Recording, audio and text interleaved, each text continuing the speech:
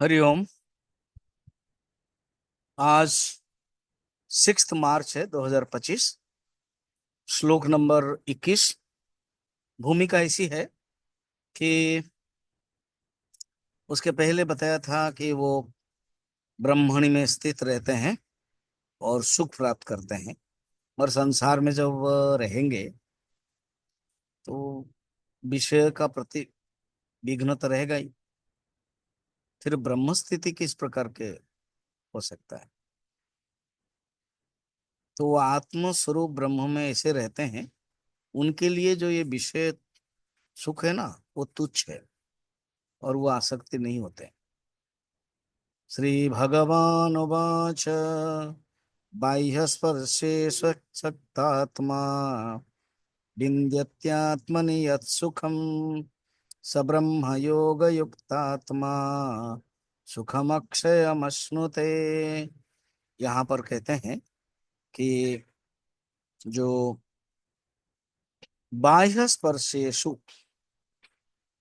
असक्त आत्मा, बाह्य स्पर्श से असक्त है, आत्मनि यत् सुखम, ये जो बाहर का जो सुख है उससे वो अस्पर्श है, उनको कोई फर्क नहीं पड़ता है।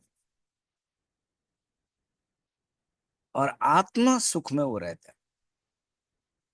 बाहर का जो सुख है, यच्च काम सुखम लोके यच्च दिव्य महत सुखम तृष्णाक्षयम सुखे सेव नारहतम षोडशी कला। अर्थात सभी कामना पूर्ण हो जाता है उनमें, विषय सुख से परे हो जाते हैं, वो महत सुख में प्राप्त करते हैं। साधारणतः मनुष्य क्या करता है? झूठे सुख को सुख कहे मानत है मद मोद, जगत चबेना काल का पछु मुख में कछु गोद। बस जो झूठा सुख है ना, उसी को ही हम सच मानते रहते हैं। तो सचमुच उनके लिए ये भागवत में वर्णन है। प्रहलाद जब भगवान को स्तुति करते हैं ना, यन्मैथुनादिगृहमेध सुखम हि तुच्छम कंडूयनेन करोमीव दुःख दुःख दुःखम। जैसे किसी को खुजली हुआ है, तो वो जब खुजली करता है ना, तो उसको मजा आता है। जैसे कोई फोड़ा होता है तो खुजली करता है, जब खुजली करता है अच्छा लगता है। यही ही विषय है। और एक भागवत में वर्णना, किसी के सिर पर भार है, 50 किलो का भार है, बड़ा दुख हो रहा है, तो उसके हट करके कंधे पर रख दिया, तो सिर का जो भार है वो हल्का हो गया। तो ऐसे, मगर भार तो रहा ही, सिर न हो कि कंधे तक आ गया। वैसे ही विशेष सुख है।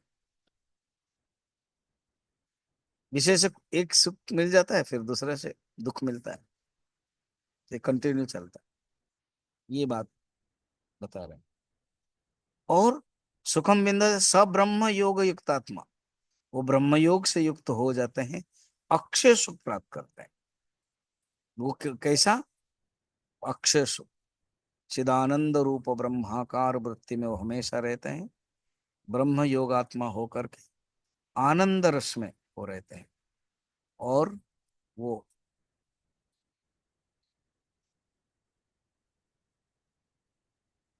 तुलसीदास जी कहते हैं, क्या करूं भगवान, कबहु क मन विश्राम न मान्यो, निशिदिन भ्रमत विसारी सहज सुख, जहां तहां इंद्रियो तान्यम।